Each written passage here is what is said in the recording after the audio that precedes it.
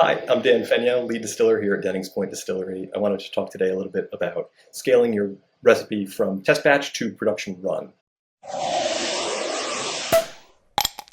In my role as lead distiller, it's really important to us to keep the quality of your product or even exceed that as you grow your brand larger and larger. The biggest roadblock that we see in that process tends to be a misunderstanding of the complexity of that growth. So often we deal with clients who are expecting the process to be purely multiplicative, right? You have 1 gallon, you want to make 500 gallons, multiply it by 500. I wish it were that easy, and so often it's much more complicated than that. Our expertise comes in making sure that your batch is going to be perfect and exceed your expectations all the way through.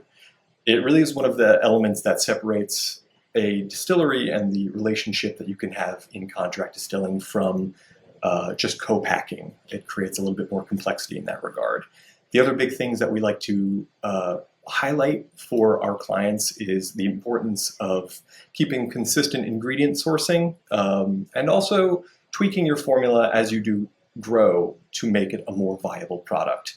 It's really lovely when you have the opportunity to individually peel oranges or use really specific ingredients, but as you get into much larger batches, that stops being quite so viable. And as much as we'd all like to have the really granular attention to detail in order to scale to larger sizes, what we need to do is ensure that that is something that is feasible at all scales.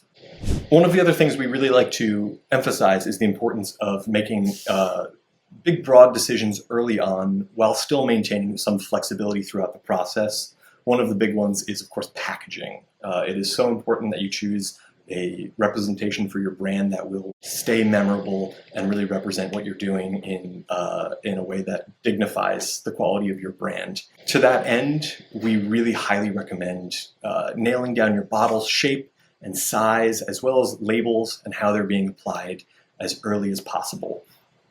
That's going to cut down on any confusion or redesigning or reordering down the line.